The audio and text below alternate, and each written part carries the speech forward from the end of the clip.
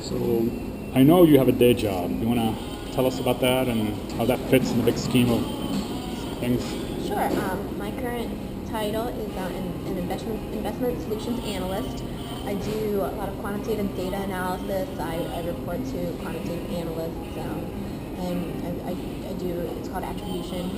It's on the bond side of finance, and it's reporting for comparing the performance of your portfolio against the benchmark. See what sectors that product, that portfolio underperformed, overperformed, and I make changes to the model and updates to it, and any errors that happen, I'll go in and try to fix them. So how'd you balance that with RosterBuddy?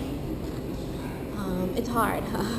After startup weekend was so exciting, and then going back to my day job, it was hard to be as interested in it. So I find myself while I'm at work just waiting until 5 p.m. where I can go home and work on what I really want to work on. So it's been tough to force myself to have the same level of performance at my day job as I had before, because my heart's not fully in it.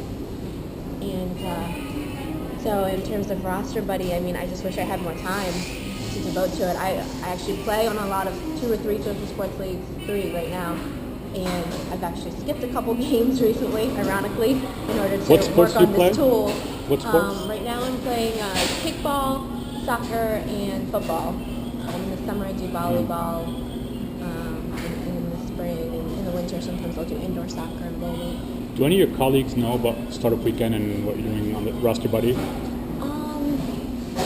Yes, I have told a couple of them. Actually, the head of IT in my division, she had met with all of the new hires a few months ago. I had been to a startup weekend in Northern Virginia, and I had told her about that, and she was very much interested in it, and thought it would be a good recruiting strategy for getting talented IT folks for the company I currently work at.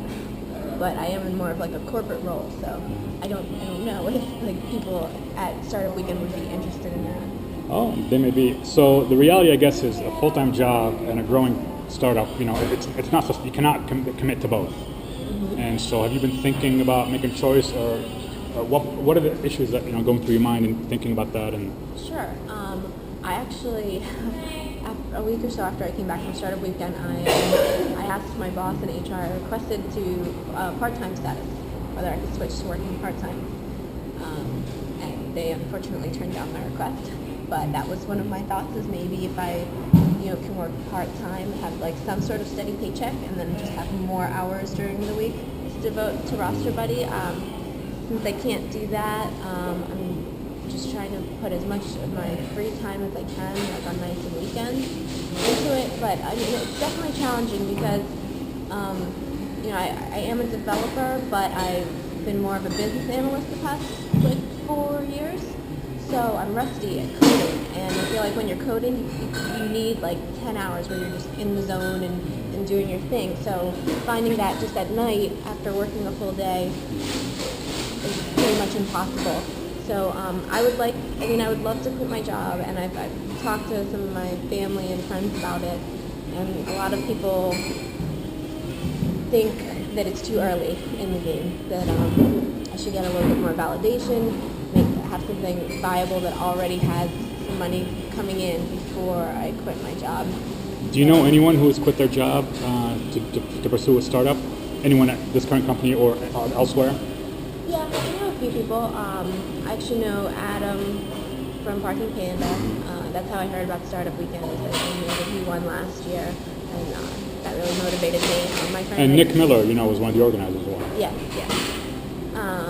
And then my friend Rachel Brand, she started a jewelry business called Charm City Company, and she had been doing that on the side for a year or so, and just recently she quit her job. They actually offered her part-time instead, so she's doing a combination.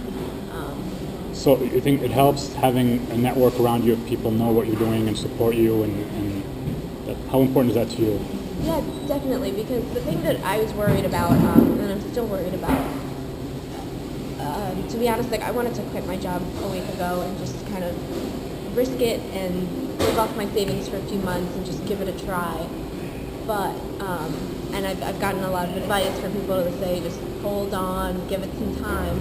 But what worries me about waiting is that the initial excitement of startup weekend will start to die down. I don't want to get comfortable or complacent with my current job and just keep pushing it back. Like, oh well, in 2 months I'll leave, and then at that point it's like, well, if I wait 2 more weeks then I get my bonus, and well, if I wait this many more weeks then I get paid holidays. And so I feel like there's always excuses not to do it. So I'm, I don't want to fall into that. Have you given yourself a deadline? I have. I am thinking to leave maybe around the end of early February, so January, February. To leave or make a decision about leaving? I'd like to put a notice maybe in January after the holidays. But so this is the pivotal time that's coming up now. Yeah, I'll have to see how far I get by then. So what would you say to other young women who are also dreaming of being entrepreneurs, or have ideas, and they want to jump and do something? And what since you've kind of you're beginning to sort of take an initial leap, and what would you share with them? I mean, I'm so new to it, but I don't know if I'm the best person to ask for wisdom. But I would just say to just try. I feel like I don't want to 20 years from now, like when I have a lot more obligations when I'm older, and maybe I have a family, and I don't want at that point to say like, oh, like what if? Okay. Thank you very much.